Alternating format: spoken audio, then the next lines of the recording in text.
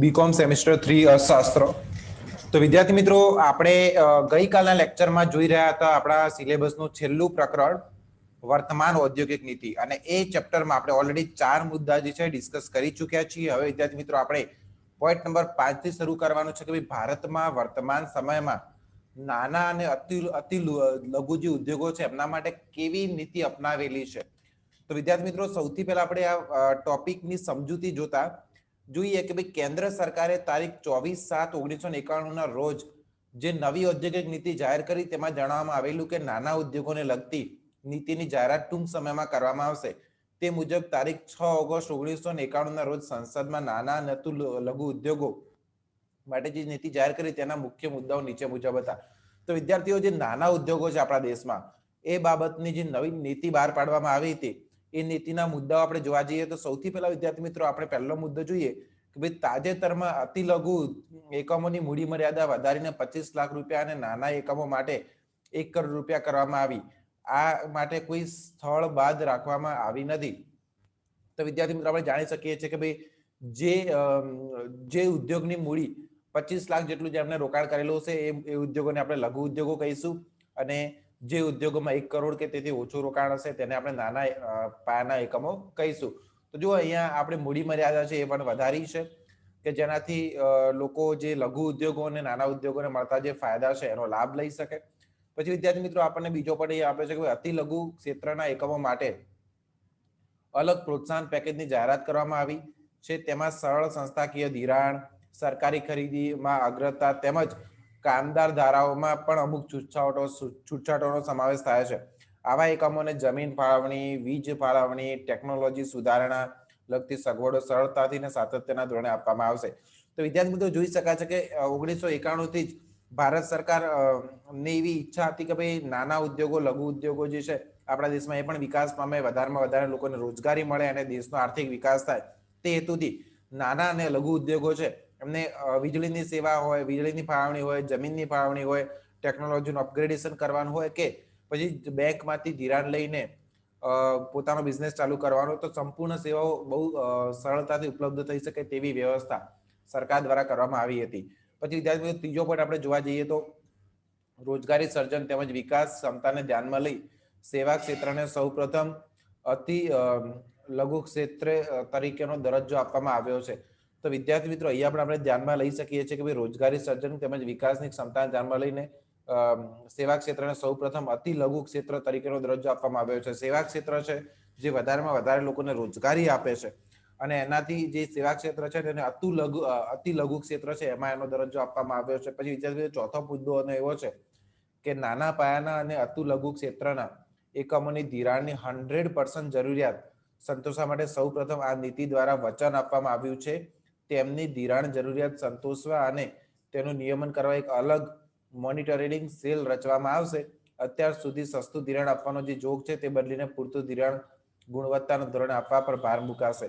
તો વિદ્યાર્થી મિત્રો, નાના પાયાના અને લઘુ જે ઉદ્યોગો છે એ ક્ષેત્રના ઉદ્યોગોને 100% જરૂરિયાત, એમને 100% કહેવાય કે ભાઈ કન્સલ્ટેશન જે છે ગવર્મેન્ટ તરફથી મળશે, 100% સપોર્ટ મળવાનો છે, અને જેના દ્વારા આપણા દેશમાં વધારેમાં વધારે લઘુ અને નાના ઉદ્યોગોનો પણ વિકાસ થાય, એ પણ સતત પોતાનો બિઝનેસ, નવા બિઝનેસ જે છે, ઉદ્યોગો છે એ ઇમર્જન પામે। તો એવો પ્રયાસ જે છે એ નવી ઔદ્યોગિક નીતિમાં 1991માં જે કેન્દ્ર સરકારે બહાર પાડી હતી એમાં એમના ઉપર ખાસ ભાર મૂકવામાં આવ્યો છે। પછી વિદ્યાર્થી મિત્રો, આપણે 5મો પોઈન્ટ જોવા જઈએ તો મૂડી બજારનો વ્યાપ વધે તેમજ આધુનિકરણ, ટેકનિકલ સુધારણા અને પેટા કોન્ટ્રાક્ટરને ઉત્તેજન મળે તે હેતુથી નાના પાયાના ક્ષેત્રમાં કાર્યરત અન્ય ઔદ્યોગિક એકમોને અન્ય એકમના મહત્તમ 24% સુધીની શેર ભાગીદારીની પણ છૂટ આપવામાં આવી। પછી વિદ્યાર્થી મિત્રો, છઠ્ઠો પોઈન્ટ આપણે જોવા જઈએ તો નાના પાયાના ક્ષેત્રે રિસ્ક કેપિટલની પ્રાપ્તિમાં વેગ આવે તે માટે લિમિટેડ પાર્ટનરશિપ એક્ટ દાખલ કરવાની દરખાસ્ત છે। આવા કાયદાને લીધે નવા અને નિષ્ક્રિય ભાગીદારો સાહસિકોની નાણાકીય જવાબદારી તેમણે કરેલા મૂડીરોકાણ મુજબ મર્યાદિત બનશે। પછી વિદ્યાર્થી મિત્રો, આપણે 7મો પોઈન્ટ જોવા જઈએ તો નેશનલ ઇક્વિટી ફંડ યોજનાનું કાર્યક્ષેત્ર વિસ્તૃત કરવાનું નક્કી થયું છે, જેથી તે ₹10 લાખ સુધીના પ્રોજેક્ટ ખર્ચમાં મહત્તમ 15% સુધી શેરમૂડી ટેકો એટલે કે ઇક્વિટી સપોર્ટ આપી શકે। એક બારી લોન યોજના, સિંગલ વિન્ડો લોન સ્કીમ જે છે એ પણ વિસ્તૃત કરવામાં આવી છે કે જેથી ₹10 લાખ સુધીની ચાલુ મૂડી કેપિટલ ધરાવતા ₹20 લાખ સુધીના પ્રોજેક્ટને આવરી લઈ શકે. અત્યાર સુધી એક બારી લોન યોજના હેઠળ ભેગી કે મિશ્ર લોનની સગવડ રાજ્ય નાણાં નિગમ તરફથી મળતી હતી. હવે તે વેપારી બેંકો પાસેથી પણ મળી શકે છે. તો જો બહુ ઇઝીલી લોન સગવડ ઉપલબ્ધ થાય તે હેતુથી જે એક બારી લોન યોજના હતી એમાં પણ ઘણી બધી સુધારણા અને નવા એમેન્ડમેન્ટ કરવામાં આવ્યા છે. પછી વિદ્યાર્થી મિત્રો આપણે 8મો પોઈન્ટ જોવા જઈએ તો small industry development bank of India મારફતે, જે આ નવી બેંક છે, મારફતે દલાલોની સેવાઓ એટલે કે ફેક્ટરિંગ સર્વિસીસ દાખલ કરવાની સાથે આ નીતિ વેપારી બેંકો દ્વારા સમગ્ર દેશમાં આવી સેવાઓ પૂરી પાડવાની જાળ એટલે કે નેટવર્ક રચવાની દરખાસ્ત કરે છે. તેને લીધે નાના પાયાના ક્ષેત્રને વિલંબિત ચૂકવણીનો જે પ્રશ્ન નડે છે તે મહદઅંશે ઉકેલાઈ જશે તેવી અપેક્ષા છે. નાના પાયાના ઉદ્યોગોના બિલની ત્વરિત ચૂકવણી થાય તે માટે યોગ્ય ધારાકીય જોગવાઈ કરવાની પણ દરખાસ્ત છે. તો આ બધા પ્રોમિસીસ જે છે એ નવી ઔદ્યોગિક નીતિમાં લઘુ અને નાના ઉદ્યોગો માટે આપેલા છે. પછી વિદ્યાર્થી મિત્રો આપણે 9મો પોઈન્ટ જોવા જઈએ તો નાના પાયાના અને અતિ લઘુ એકમોને સ્થાનિક તેમજ આયાતી કાચા માલની પૂર્તિ અને ન્યાયી ફાળવણી થાય તે માટે કાળજી લેવાશે. સ્થાપિત ઉત્પાદન ક્ષમતાના આધારે નાના અને અતિ લઘુ એકમોને સ્થાનિક કાચા માલની ફાળવણીને અગ્રિમતા અપાશે. નાના પાયાના ક્ષેત્રની સેવામાં SIDO ખાતે એક એક્સપોર્ટ ડેવલપમેન્ટ સેન્ટર પણ સ્થાપવામાં આવશે. તો વિદ્યાર્થી મિત્રો આ પણ એક પ્રોમિસ જે છે એ નવી ઔદ્યોગિક નીતિમાં લઘુ ઉદ્યોગો અને નાના ઉદ્યોગો માટે આપેલ છે. પછી વિદ્યાર્થી 10મો પોઈન્ટ જોવા જઈએ તો મહિલા સાહસિકને વિશિષ્ટ તાલીમ કાર્યક્રમો દ્વારા વિશેષ સહાય અપાશે. મહિલા સાહસિક વ્યાખ્યા સરળ બનાવાશે. રોજગારીમાં મહિલાઓની બહુમતી હોવાની હાલની શરત રદ કરી જે એકમમાં મહિલા સાહસિકોનું શેર હોલ્ડિંગ બહુમતીમાં હોય તથા સંચાલન અંકુશ તેને મહિલા સાહસ ગણાશે. તો મહિલાઓ પણ ઔદ્યોગિકરણ સાથે જોડાય અને એ પણ લઘુ અને નાના પાયાના અને મોટા પાયાના ઉદ્યોગોમાં પોતાનો સાહસ બતાવે તો એ બાબતની પણ ચોક્કસ ધ્યાન રાખીને જોગવાઈ કરવામાં આવી છે નવી ઔદ્યોગિક નીતિમાં. પછી વિદ્યાર્થી મિત્રો આપણે 11મો પોઈન્ટ જોવા જઈએ તો હેન્ડલૂમ, હેન્ડીક્રાફ્ટ તેમજ ખાદી અને ગ્રામ્ય ઉદ્યોગોના ઉત્તેજન માટે એક પેકેજ દાખલ કરવાની દરખાસ્ત છે. આ પેકેજ યોજનાની એક દરખાસ્ત મુજબ વર્તમાન જનતા કાપડ યોજનાની જગ્યાએ શાળાઓના આધુનિકીકરણ માટે ફંડ પૂરું પાડીને યોજના દાખલ કરવાની છે. તો વિદ્યાર્થી મિત્રો આપણે પણ જોઈ શકીએ છીએ. પછી આપણને 12મો મુદ્દો આપ્યો છે કે સમાન હેતુ માટે સરકારી સંગઠનો અભિગમ એટલે કે કોન્સોર્ટિયા અપ્રોચ અપનાવીને સહકારી સંસ્થાઓ, જાહેર ક્ષેત્રની સંસ્થાઓ અને અન્ય ધંધાદાર એજન્સીઓ મારફતે નાના અને અતિ લઘુ એકમોની પેદાશોને બજાર પ્રાપ્ત થાય તેવી નીતિ અપનાવવામાં આવશે. રાજ્ય લઘુ ઉદ્યોગોના નિગમના સહયોગમાં NSIC એક સામાન્ય બ્રાન્ડના નામ હેઠળ લોક વપરાશી ચીજોનું વેચાણ કરતા ધ્યાન કેન્દ્રિત કરશે. તો વિદ્યાર્થી મિત્રો અહીંયા જે લઘુ અને નાના ઉદ્યોગોની વસ્તુને એક સારું એવું બજાર પ્રાપ્ત થાય એ બાબતની સુવિધા પણ આપણે જે 1991માં લઘુ ઉદ્યોગો માટે અને નાના પાયાના ઉદ્યોગો માટે જે નવી ઔદ્યોગિક નીતિ બનાવવામાં આવી હતી એમાં એની પણ દરખાસ્ત કરવામાં આવી છે. પછી વિદ્યાર્થી મિત્રો આપણે જોઈએ આગળ કે ભાઈ આ ઉપરાંત આ ઉદ્યોગોને નોકરશાહીની પકડમાંથી છોડાવવાની, તેના પરના નિયંત્રણો નાબૂદ કરવાની અને તમામ નિયમોની સમીક્ષા કરવાની ખાતરી આપવામાં આવી છે કે ભાઈ બધું ફરીથી જે નિયંત્રણ છે, નિયમો છે એના ઉપર ફરીથી સમીક્ષા કરવામાં આવશે અને વાતાવરણ જે છે એ નાના પાયાના ઉદ્યોગોને, લઘુ ઉદ્યોગોને અનુકૂળ નીવડે એવું વાતાવરણ પણ ઊભું કરવામાં આવશે. તો વિદ્યાર્થી મિત્રો આ આપણે જોતા હતા કે ભાઈ જે લઘુ ઉદ્યોગો જે છે અને નાના પાયાના ઉદ્યોગો છે એને માટે નવી ઔદ્યોગિક નીતિ જે છે એમાં કયા કયા મુદ્દાઓ આવરી લીધા છે. હવે વિદ્યાર્થી મિત્રો આપણે જોઈશું આપણો નેક્સ્ટ પોઈન્ટ જે છે પોઈન્ટ નંબર 6, 1991ની ઔદ્યોગિક નીતિનું મૂલ્યાંકન. કે ભાઈ 1991માં જે નવી ઔદ્યોગિક નીતિ આવી, મતલબ કે ખાનગીકરણ, ઉદારીકરણ, વૈશ્વિકીકરણ, જે આખી નવી ઔદ્યોગિક નીતિ આપણે ભારતમાં અપનાવવામાં આવી છે એનું આખું મૂલ્યાંકન આપણને અહીંયા કરીને આપ્યું છે. આપણે જોઈશું કે ભાઈ 1991થી અમલમાં આવેલી ઔદ્યોગિક નીતિથી ભારતના આર્થિક ઇતિહાસમાં એક નવા યુગનો આરંભ થાય છે. એના અમલમાં આપણે સમગ્ર ઔદ્યોગિક ક્ષેત્રનું સ્વરૂપ બદલાઈ જશે. નાના ઉદ્યોગો અને મોટા ઉદ્યોગો, દેશી અને વિદેશી ઉદ્યોગો એમ તમામ ઉદ્યોગોની કામગીરી અને પરિણામો બદલાઈ જશે.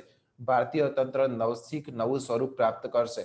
ભૂતકાળની ઔદ્યોગિક નીતિ સાથે 1991ની ઔદ્યોગિક નીતિની સરખામણી પણ કરવામાં આવે તો આ મુદ્દો વધુ સ્પષ્ટ બનશે. તો મતલબ ભૂતકાળમાં આપણા દેશમાં કેવી ઔદ્યોગિક નીતિ હતી, વર્તમાન કાળમાં કેવી છે, એની સાથે આપણે તુલના કરવા જઈએ તો જ આપણને ખ્યાલ આવશે કે ભાઈ એક્ઝેક્ટલી આપણે આપણા દેશમાં જે નવી ઔદ્યોગિક નીતિ આવી એમાં કઈ વસ્તુમાં કેટલો બદલાવ છે અને એનાથી ભવિષ્યમાં આપણને શું આશા છે. તો વિદ્યાર્થી મિત્રો આપણે સૌથી પહેલો પણ જોઈશું ભૂતકાળની ઔદ્યોગિક નીતિ સાથે તુલના. કે ભાઈ ભૂતકાળની ઔદ્યોગિક નીતિ આપણા દેશમાં હતી એ અને 1991માં જે નવી ઔદ્યોગિક નીતિ આવી એની સાથે આપણે આ બંનેની તુલના કરવા જઈએ તો આપણને શું અલગ મળે છે. તો અગાઉ જણાવવામાં આવ્યું છે તેમ 1985 સુધી અમલમાં રહેલી ઔદ્યોગિક નીતિઓ 1956ની ઔદ્યોગિક નીતિ પર આધારિત હતી. આ બધી ઔદ્યોગિક નીતિઓ અને 1991 થી અમલમાં આવેલી 1991ની ઔદ્યોગિક નીતિ વચ્ચે તફાવતના મુખ્ય મુદ્દા નીચે મુજબ છે. તો વિદ્યાર્થી મિત્રો આપણે જોવા જઈએ સૌથી પહેલો મુદ્દો છે ખાનગીકરણ. ભૂતકાળમાં જાહેર ક્ષેત્રને અગ્રતા આપવામાં આવતી હતી. ખાનગી ક્ષેત્રનું સ્થાન ગૌણ હતું, પરંતુ જે 1991માં નવી ઔદ્યોગિક નીતિમાં ખાનગીકરણ પર પણ ખૂબ જ ભાર મૂકવામાં આવ્યો છે. જાહેર ક્ષેત્રનું ઘણું બધું ખાનગીકરણ કરવામાં આવ્યું અને ખાનગી ક્ષેત્ર પર જે નિયમો અને પ્રતિબંધો હતા એ પણ ઓછા કરી દેવામાં આવ્યા. ખાનગી ક્ષેત્રને જલ્દી ધિરાણ મળી જાય તે માટે બેન્કિંગની સગવડો કરવામાં આવી. ઇક્વિટી પરના જે નિયંત્રણો હતા એ પણ દૂર કરવામાં આવ્યા. તો જે 1991માં જે નવી ઔદ્યોગિક નીતિ આવી છે એમાં ખાનગીકરણ ઉપર વધારે ભાર મૂકવામાં આવ્યું છે. પછી વિદ્યાર્થી મિત્રો આપણે બીજો પણ જોઈએ તો બજાર વ્યવસ્થાનું ગૌરવ. ભૂતકાળની ઔદ્યોગિક નીતિઓમાં બજાર વ્યવસ્થાને અનિચ્છનીય ગણવામાં આવી હતી. ઔદ્યોગિક ક્ષેત્રમાં રોકાણ, ઉત્પાદન અને વહેંચણી અંગેના નિર્ણયો સરકાર સભાનપણે અને સમાજ હિતને ધ્યાનમાં રાખીને લે તેવી વ્યવસ્થા સાકાર કરવાનો પ્રયત્ન કરવામાં આવ્યો હતો. ખાનગી સાહસો પર અંકુશો અને નિયંત્રણો લાદવામાં આવ્યા હતા. પહેલા જે ભૂતકાળમાં હતી એની વાત થાય છે. પરવાના પદ્ધતિ અમલમાં હતી. ગવર્મેન્ટ પાસે પરમિશન લેવાની હોય નવા ઉદ્યોગો ખાનગી ધોરણે ચાલુ કરવાના હોય ત્યારે. પછી નવા એકમોની નોંધણી ફરજિયાત હતી. MRTP એક્ટ દ્વારા ખાનગી કંપનીઓના કદ પર મર્યાદા મૂકવામાં આવી હતી. વિદેશી મૂડી અને ટેકનોલોજી પર પણ અંકુશો હતા. તો એ સમયે એમ કહેવા જઈએ તો બજાર વ્યવસ્થા, બજાર ઉપર સંપૂર્ણ ગવર્મેન્ટનું કહેવાય કે અંકુશ હતો, ટોટલી કંટ્રોલ હતું. ખાનગી ક્ષેત્ર ઉપર પણ ઘણા બધા નિયંત્રણો હતા. પરંતુ 1991ની જે નવી ઔદ્યોગિક નીતિમાં આખી વિચારસરણી બદલાઈ ગઈ. બજાર વ્યવસ્થાને વધુ મહત્વ આપવામાં આવ્યું. રોકાણ હોય, ઉત્પાદન, વહેંચણી, સાધનો પાણી વગેરે બજારના મુક્ત પરિબળો દ્વારા નક્કી થાય તેવું ઈચ્છવામાં આવ્યું. આ માટે ખાનગી સાહસો પરના નિયંત્રણ અને અંકુશો નોંધપાત્ર પ્રમાણમાં ઘટાડવામાં આવ્યા છે. ઔદ્યોગિક પરવાના પદ્ધતિ પણ નાબૂદ કરવામાં આવી છે. MRTP એક્ટમાં ઇજાદર પેઢીની વ્યાખ્યા એ રીતે બદલવામાં આવી છે કે તેનું કદ વિસ્તારવાના કાર્યમાં કોઈ રૂકાવટ ન રહે. તો વિદ્યાર્થી મિત્રો આપણે જોઈ શકીએ કે દરેક વસ્તુ જે છે એ બદલી દેવામાં આવી છે 1991 નવી ઔદ્યોગિક નીતિમાં. અને પછી આપણે જો વૈશ્વિકીકરણની વાત કરવા જઈએ તો વિદ્યાર્થી મિત્રો અગાઉની નીતિઓમાં ભારતના ઉદ્યોગોને વિદેશી હરીફાઈ સામે સંરક્ષણ આપવામાં આવ્યું હતું. વિદેશી મૂડી અને ટેકનોલોજીના આંતર પ્રવાહ પર કડક અંકુશો હતા. ભારતીય કંપનીમાં વિદેશી રોકાણકારોને 40%થી વધુ ઇક્વિટી મૂડી ધરાવવાની છૂટ આપવામાં આવી ન હતી. પછી ભારતના અર્થતંત્રને સ્વાવલંબી અને સ્વયંનિર્ભર બનાવવાનો ઉદ્દેશ હતો. પરંતુ 1991ની નવી ઔદ્યોગિક નીતિમાં વિદેશી મૂડી અને ટેકનોલોજી તરફનું વલણ પણ બદલાયું છે. તેમના પરના અંકુશો ઘટાડવામાં આવ્યા છે. વિદેશી રોકાણકારોને ભારતીય કંપનીમાં 51% ઇક્વિટી મૂડી ધરાવવાની સ્વતંત્રતા પણ આપવામાં આવી છે. તો તે જોઈ શકાય છે અહીંયા 51% જેટલી ઇક્વિટી શેર મૂડી જે છે એ વિદેશી કંપની લઈ શકે છે. વિદેશી વસ્તુઓ, સેવાઓ, મૂડી અને ટેકનોલોજીની મુક્ત અવરજવરના પરિણામે ભારતીય તંત્ર વિશ્વ અર્થવ્યવસ્થાના એક ઘટક તરીકે કામ કરતી થઈ જશે એવી પણ આશા રાખવામાં આવી હતી. તો આપણે 3 પોઈન્ટ જોયા છે વિદ્યાર્થી મિત્રો. સૌથી પહેલું તો ખાનગીકરણ, બજાર વ્યવસ્થાનું ગૌરવ અને ત્રીજું છે વૈશ્વિકીકરણ. તો આ આપણે જોયા છે બદલાવ કે ભાઈ 1991ની જે ઔદ્યોગિક નીતિ છે અને ભૂતકાળની જે ઔદ્યોગિક નીતિ હતી 1985 સુધી, 1956 થી 1985 સુધી. તો એની સાથે સરખાવવાથી આપણને આઈડિયા આવે છે કે ભાઈ એક્ઝેક્ટલી કઈ વસ્તુમાં બદલાવ થયા છે. હવે વિદ્યાર્થી મિત્રો આપણે જોવાનું છે તરફેણની દલીલો. મતલબ કે આ જે નવી ઔદ્યોગિક નીતિ આવી છે એની પોઝિટિવ સાઈડ શું છે, એની હકારાત્મક એના વલણો શું છે. તો આપણે જોઈશું વિદ્યાર્થી મિત્રો કે સ્પષ્ટ છે કે ખાનગીકરણ એટલે કે પ્રાઇવેટાઇઝેશન, બજાર વ્યવસ્થાનું ગૌરવ એટલે કે માર્કેટાઇઝેશન અને વૈશ્વિકીકરણ એટલે ગ્લોબલાઇઝેશન નવી ઔદ્યોગિક નીતિના મૂળભૂત તત્વો છે. કેટલાક અર્થશાસ્ત્રીઓ માને છે કે આ મૂળભૂત તત્વોના પરિણામે ભારતમાં આર્થિક વિકાસ તેમજ ઔદ્યોગિક વિકાસને ઉત્તેજન મળશે. આ માન્યતાના સમર્થનમાં તેમણે નીચે મુજબની દલીલો કરી છે કે ભાઈ નવી ઔદ્યોગિક નીતિ આવી એ ખરેખર એક સારી વસ્તુ છે, એક સારી નીતિ છે કે જેનાથી આપણા દેશના અર્થતંત્રને વિકાસ મળશે એવું ખરેખર શક્ય છે કે કેમ, એ માટેની તરફેણની દલીલો એટલે કે એની સાઈડની ફેવરની દલીલો આપણને આપી છે. જોઈશું આપણે. સૌથી પહેલો પોઈન્ટ આપણને આપ્યો છે અહીંયા કે સાધન પુરવઠામાં સુધારણા. નવી ઔદ્યોગિક નીતિના અમલના પરિણામે ભારતીય અર્થતંત્રમાં સાધનનો પુરવઠો વધશે અને તેથી ઔદ્યોગિક અને આર્થિક વિકાસ વેગવાન બનશે. ખાનગી સાહસો પર અંકુશો અને નિયંત્રણોનો ઘટાડો થતા નિયોજકો ઉત્પાદન કાર્ય માટે વધુ સમય અને શક્તિ ફાળવી શકશે. આપણા દેશમાં વધુ ઉત્પાદન થશે અંકુશો અને નિયંત્રણમાં ઘટાડો થતા ભ્રષ્ટાચાર ઘટશે અને જે નાણાં અપ્રમાણિત અધિકારીઓના ગજવામાં જતા હતા તે ઉત્પાદન માટે ઉપલબ્ધ બનશે. ભાવો, વેતન અને નફો વગેરે પર અંકુશો જેમ ઘટશે તેમ ઔદ્યોગિક રોકાણ વધુ નફાકારક બનશે. લોકો વધુ બચત અને રોકાણ કરવા માટે પ્રેરાશે.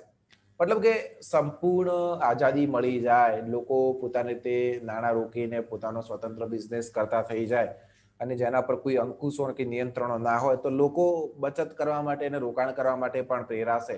અને ઘણા એવા આસ્પેક્ટ આપણને અહીંયા કીધા છે કે ભાઈ સાધન પુરવઠાનું જે છે, સાધનની જે વહેંચણી છે એ પણ વ્યક્તિગત રીતે થઈ શકશે, તો એના ઉપરના જે અંકુશો છે એ પણ નીકળી જશે. તો એક તરફેણની દલીલ છે કે ઘણો બધો ફાયદો એમ કે થઈ શકે છે. પછી આપણે બીજો પણ જોવા જઈએ, કાર્યક્ષમતામાં સુધારણા. નવી ઔદ્યોગિક નીતિના અમલના પરિણામે ભારતમાં સાધન પુરવઠો વધશે. એટલું જ નહીં, સાધનોની કાર્યક્ષમતા પણ સુધરશે. સાધનોની ઉત્પાદકતામાં વધારો થતા ઔદ્યોગિક ઉત્પાદન પણ વધુ ઝડપથી વધશે. ઔદ્યોગિક અને આર્થિક વિકાસનો દર ઊંચે જશે. વિદેશી કંપનીઓને પ્રવેશની છૂટ આપવામાં આવી છે અને MRTP એક્ટમાં સુધારો કરીને તમામ ખાનગી કંપનીઓનું પોતાનું કદ વધારવાની સ્વતંત્ર આપવામાં આવી છે.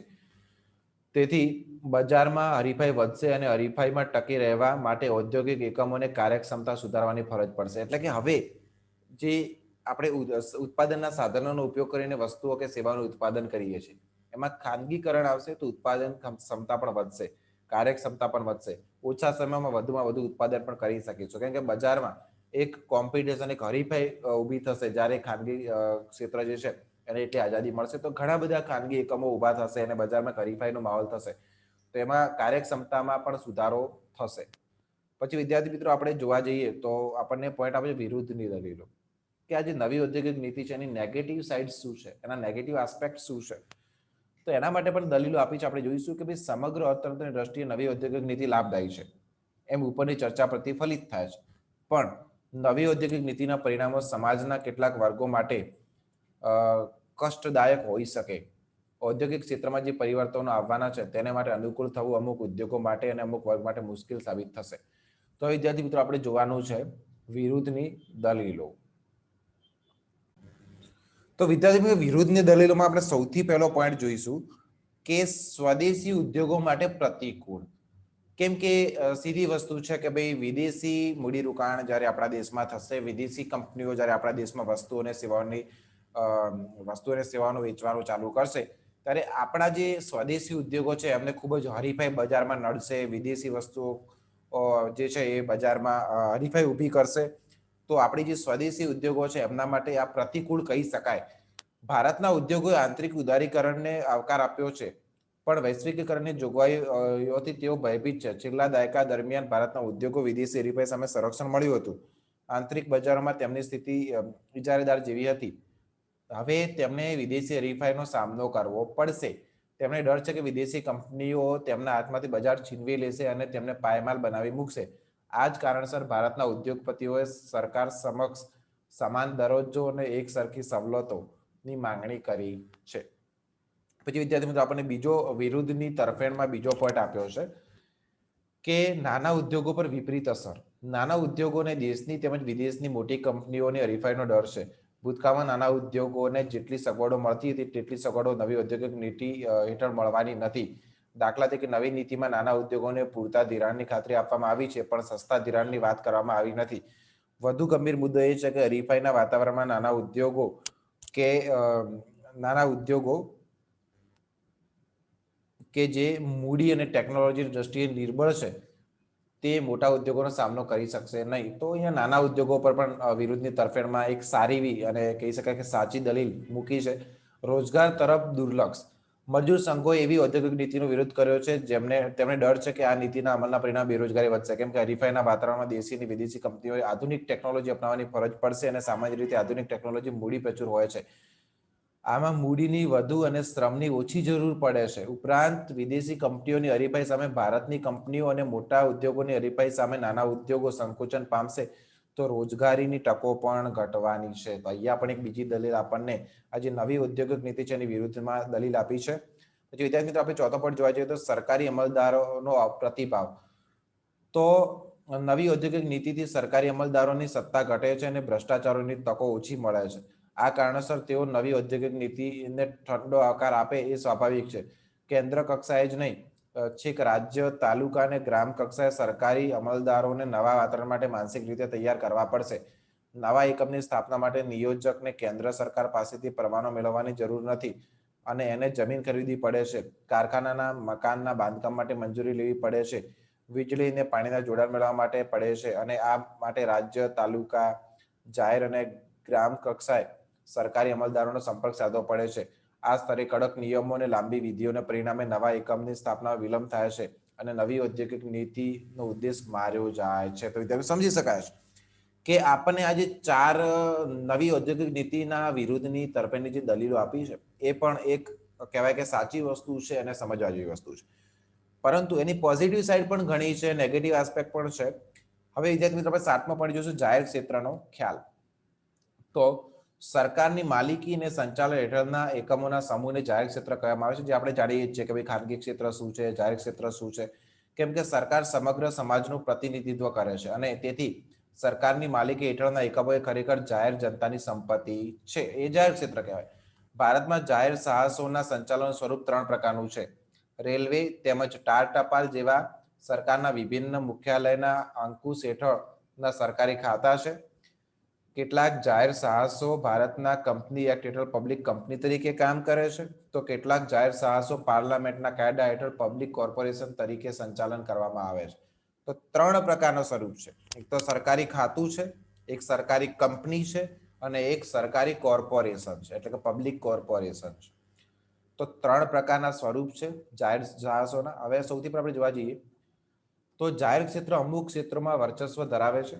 દાખલા તરીકે ખાણ ઉદ્યોગ છે, મેન્યુફેક્ચરિંગ છે, ઇલેક્ટ્રિસિટી છે, બેન્કિંગ છે, વીમો છે, રેલવે છે, રસ્તા છે, વિમાન છે અને આ ઉપરાંત સ્ટેટ ટ્રેડિંગ કોર્પોરેશન અને ફૂડ કોર્પોરેશન ઓફ ઇન્ડિયા જેવા વેપારી એકમો પણ છે. 1947માં ભારતને આઝાદી મળી ત્યારે પણ જાહેર ક્ષેત્ર અસ્તિત્વમાં હતું. રેલવે, તાર ટપાલ અને બંદરોની માલિકી બ્રિટિશ સરકાર હસ્તક હતી અને જાહેર કોર્પોરેશન તરીકે તેમનું સંચાલન થતું હતું. પણ આ જાહેર સાહસોનો હેતુ બ્રિટિશ વેપારીઓને સગવડ પૂરી પાડવાનો હતો કે જેથી ભારતનો કાચો માલ ઇંગ્લેન્ડ જઈ શકે અને ઇંગ્લેન્ડનો તૈયાર માલ ભારતમાં આવી શકે. પરંતુ આઝાદી પછી જાહેર ક્ષેત્રનો વિકાસ આયોજનની વ્યૂહરચનાના એક ભાગ તરીકે સભાનતાપૂર્વક અને વ્યવસ્થિત રીતે થયો છે. બીજી યોજનાના આરંભથી આ પ્રક્રિયાઓ વેગવાન બની હતી કારણ કે બીજી યોજનામાં ભારે અને પાયાના ઉદ્યોગોને કેન્દ્રમાં રાખીને ઔદ્યોગિકરણને અગ્રતા આપવામાં આવી હતી. મુખ્યત્વે નીચે જણાવેલા કારણોસર જાહેર ક્ષેત્ર મહત્વનું ગણાયું હતું. તો વિદ્યાર્થી મિત્રો, અહીંયા આપણને અમુક કારણો આપ્યા છે જેના કારણે આપણે કહી શકીએ કે જાહેર ક્ષેત્રનું મહત્વ શું છે. તો હવે આપણે જોઈશું આ કારણો. તો પહેલો પોઈન્ટ આપ્યો છે સમાજવાદી સમાજની રચના છે, પછી આંતરમાળખાનો વિકાસ છે, પછી ઔદ્યોગિક વિકાસનો પાયો તૈયાર કરવા માટે, પછી આર્થિક વિકાસ માટે જરૂરી સાધનો મેળવવા માટે. તો વિદ્યાર્થી મિત્રો, અહીંયા આપણને કારણો આપ્યા છે કે ભાઈ આ બધા જે કારણો છે જેના કારણે આપણે કહી શકીએ કે જાહેર ક્ષેત્ર જે છે એ ખૂબ જ મહત્વનું છે. પછી વિદ્યાર્થી મિત્રો, આપણને 5મો પ્રાદેશિક અસમતુલા ઘટાડવા માટે. પ્રાદેશિક અસમતુલા એટલે શું? તો ભાઈ ખાનગી ક્ષેત્રમાં શું પ્રોબ્લેમ થાય છે કે અમીરો સતત અમીર બનતા જાય છે, ગરીબો સતત ગરીબ બનતા જાય છે. મતલબ કે આવકનો મોટો ભાગનો જે ભાગ છે એ અમીરોની વહેંચણીમાં જાય છે, તો આવકની અસમાન ધોરણે વહેંચણી પણ થતી હોય છે. તો એના કારણે એમ કહી શકાય કે ભાઈ આ પ્રકારની જે અસમતુલા જે છે એ ઘટાડવા માટે અથવા જે પ્રાદેશિક અસમતુલા છે, મતલબ કે જે શહેરી વિકાસ અને ગ્રામ્ય વિસ્તાર છે, તો આ પ્રકારની જે અસમાનતા અથવા અસમતુલા ઊભી થાય છે એને ઘટાડવા માટે પણ જાહેર ક્ષેત્ર ખૂબ જ આવકાર્ય છે. પછી આવકની અસમાનતા ઘટાડવા માટે, જેમ કે તમને હમણાં જ કીધું કે ભાઈ આવકની પણ અસમાનતા જે થાય છે એને ઘટાડવા માટે પણ જાહેર ક્ષેત્ર ખૂબ જ મહત્વનું છે. પછી વિદ્યાર્થી મિત્રો, આપણે 8મો પોઈન્ટ જોવા છે ખાનગી ક્ષેત્રનો ખ્યાલ. હવે તમને ખ્યાલ જ હશે ખાનગી ક્ષેત્ર કોને કહેવામાં આવે છે. ખાનગી માલિકી અને સંચાલન હેઠળના સાહસોના સમૂહને ખાનગી ક્ષેત્ર કહેવામાં આવે છે. ખાનગી સાહસોનો હેતુ મહત્તમ નફો મેળવવાનો હોય છે. તેમનું સંચાલન કોર્પોરેટ સ્વરૂપનું હોય છે, જેમ કે પબ્લિક લિમિટેડ કંપની અને પ્રાઇવેટ લિમિટેડ કંપની. આ ઉપરાંત ખાનગી સાહસોમાં સંચાલનના અનેક સ્વરૂપો હોય છે. દાખલા તરીકે ભાગીદારી પેઢી હોય, એકાકી પેઢી હોય, જે મહદઅંશે ખેતી ક્ષેત્ર, વેપાર, નાણાં, ઉદ્યોગો અને ગૃહ ઉદ્યોગોમાં જોવા મળે છે. સરકારી મંડળી પણ ખાનગી સાહસના સંચાલનનું એક આગવું સ્વરૂપ છે, પણ એનો હેતુ મહત્તમ નફાનો હોતો નથી અને એનો હેતુ સેવા પૂરી પાડવાનો હોય છે. તો વિદ્યાર્થી મિત્રો, સહકારી મંડળી એટલે શું? તો આ બનાસ ડેરી છે, અમૂલ ડેરી છે, બધી સહકારી મંડળીઓ છે. એનું સંચાલન ખાનગી લોકો દ્વારા જ થતું હોય છે, પરંતુ એમનો હેતુ નફાનો હોતો નથી. જેમ કે આપણે જાણીએ છીએ કે ભાઈ ખાનગી ક્ષેત્રનો મુખ્ય હેતુ શું હોય છે? મહત્તમ નફો કમાવાનો. પરંતુ આ જે સહકારી મંડળી છે એનું સંચાલન ખાનગી લોકો દ્વારા જ થાય છે, પરંતુ એનો હેતુ સેવાનો હોય છે. તો આવા જે સહકારી મંડળી છે એ પણ ચાલતી હોય છે. પછી વિદ્યાર્થી મિત્રો આપણને અહીંયા ટોટલી ખાનગી ક્ષેત્રે સમજૂતી આપી છે. કયા સમયમાં શું પરિસ્થિતિ હતી, પહેલા ખાનગી ક્ષેત્રને મહત્વ ઓછું આપવામાં આવ્યું હતું, 1991 પછી ખાનગી ક્ષેત્રને વધુ મહત્વ આપવામાં આવ્યું. તો આ પ્રકારની જે સંપૂર્ણ સમજૂતી છે જે તમારે જોવાની છે. હવે વિદ્યાર્થી મિત્રો આપણે જોઈશું ખાનગીકરણની નીતિ. તો ખાનગીકરણની નીતિમાં આપણે સૌથી પહેલા વાંચીશું ખાનગીકરણની નીતિમાં ખાનગીકરણ એટલે ઔદ્યોગિક એકમની માલિકીની હેરફેર. વધુ સ્પષ્ટ રીતે કહીએ તો સરકાર પોતાની માલિકી હેઠળના ઔદ્યોગિક એકમ ખાનગી વ્યક્તિઓને કે સંસ્થાઓને સોંપી દે તો તેને ખાનગીકરણ કહેવાય. મતલબ કે પહેલા જે કહેવાય કે ભાઈ જાહેર માલિકીના હતા, ઔદ્યોગિક એકમ હતા, હવે ખાનગી લોકોને સોંપવામાં આવે છે. તો ખાનગીકરણ સંપૂર્ણ હોઈ શકે કે અંશતઃ પણ હોઈ શકે. જ્યારે સરકાર ઔદ્યોગિક એકમની સંપૂર્ણ માલિકી ખાનગી વ્યક્તિઓને કે સંસ્થાઓને આપે તો તે સંપૂર્ણ ખાનગીકરણ છે. પછી અહીંયા આપણને ઘણા બધા ઉદાહરણ પણ વિદ્યાર્થી મિત્રો આપ્યા છે. આપણે ખાનગીકરણ જે છે એને પણ સમજી ચૂક્યા છીએ. જે ખાનગી ક્ષેત્ર છે, જાહેર ક્ષેત્ર છે એને પણ સમજી ચૂક્યા છીએ. તો આમાં વધારે સમય ના આપતા આપણે મેઇન મુદ્દા પર જઈશું. એ મુદ્દો છે ઔદ્યોગિક ક્ષેત્રમાં ખાનગીકરણના મુખ્ય ફાયદા નીચે મુજબ છે. તો ભાઈ ઔદ્યોગિક ક્ષેત્રમાં ખાનગીકરણના ફાયદા શું છે? તો ખાનગીકરણનો મુખ્ય ઉદ્દેશ જાહેર સાહસોની કાર્યક્ષમતા સુધારવાનો છે. જેમ કે આપણને ખબર છે જાહેર સાહસો જે છે, સરકારી કંપનીઓ છે, સરકારી કોર્પોરેશન છે, એમાં કામ જે છે બહુ ધીમી ગતિએ થતું હોય છે અને બહુ કાર્યક્ષમતા પણ હોતી નથી. તો એ કાર્યક્ષમતા સુધારવાનો એક મુખ્ય હેતુ પણ છે, એનો ફાયદો પણ કહી શકાય. અનેક દેશોમાં ખાનગીકરણ પાછળ મુખ્ય ઉદ્દેશ આ જ રહ્યો છે. દાખલા તરીકે યુકેમાં અનેક જાહેર સાહસોની ઇક્વિટી મૂડીનું વેચાણ કરીને મોટા પાયા પર જે ખાનગીકરણ કરવામાં આવ્યું છે તેનો હેતુ જાહેર સાહસોની બિનકાર્યક્ષમતા દૂર કરીને તેને નફાકારકતા બનાવવાનો હતો. તો આપણે જોઈ શકીએ એક તો કાર્યક્ષમતા વધારવા માટે છે. બીજું કે ફ્રાન્સ, ઓસ્ટ્રિયા, બ્રાઝિલ, તુર્કસ્તાન પણ ખોટથી અને સબસિડીઓના બોજથી મુક્ત થવા માટે ખાનગીકરણનો માર્ગ અપનાવવામાં આવ્યો હતો. જાપાનમાં કેટલાક જાહેર સાહસોના ઇક્વિટી શેરોનું વેચાણ કરીને જે આવક મેળવવામાં આવી તેનો ઉપયોગ રાષ્ટ્રનું દેવું ઘટાડીને વ્યાજની ચૂકવણીઓનો બોજ હળવો કરવામાં આવ્યો હતો. તો એ વિદ્યાર્થી મિત્રો જોઈ શકાય છે કે આ જે છે ખાનગીકરણના ફાયદા છે. ભારતે પણ કંઈક આવી જ રીતે વિચારીને ખાનગીકરણની નીતિ અમલમાં 1991માં મૂકી હતી.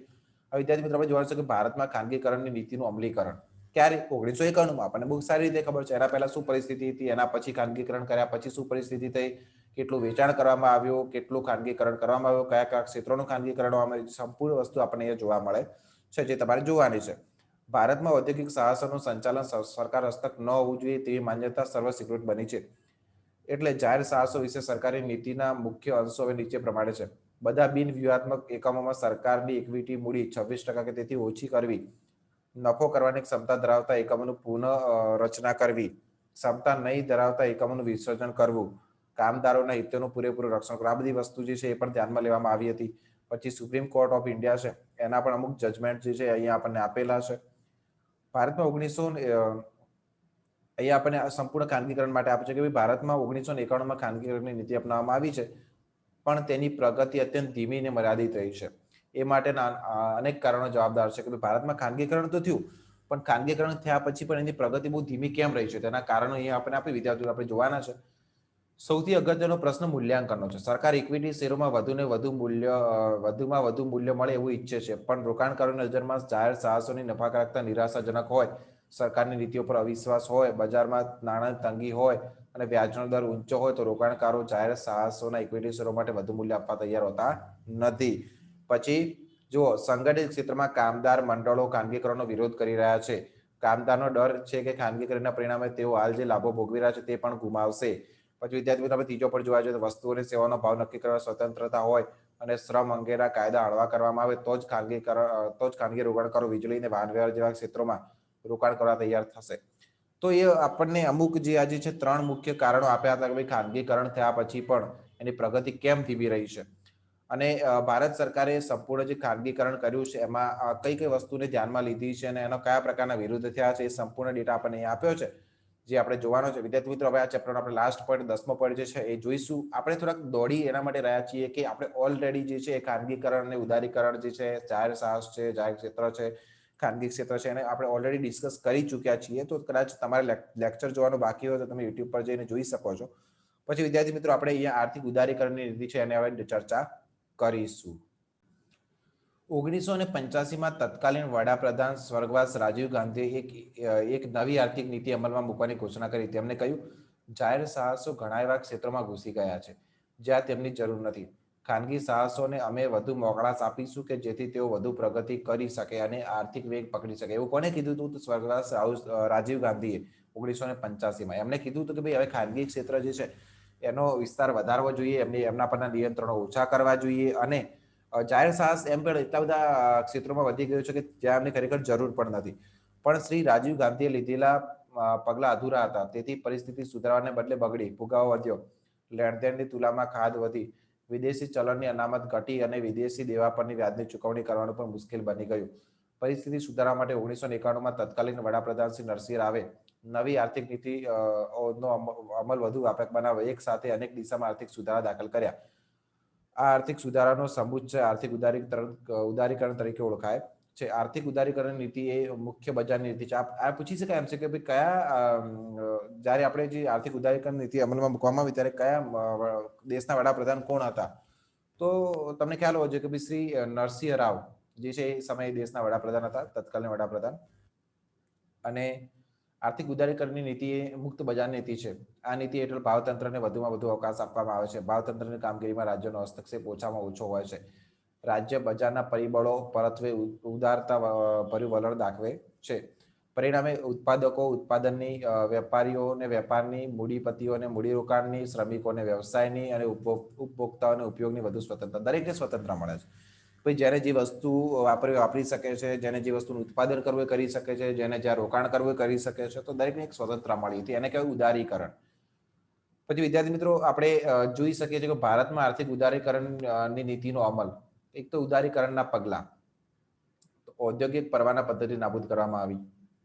આથી ઉદ્યોગપતિઓ ગમે તે વસ્તુનું ગમે તેટલા પ્રમાણમાં ગમે તે પદ્ધતિ વડે ઉત્પાદન કરી શકે.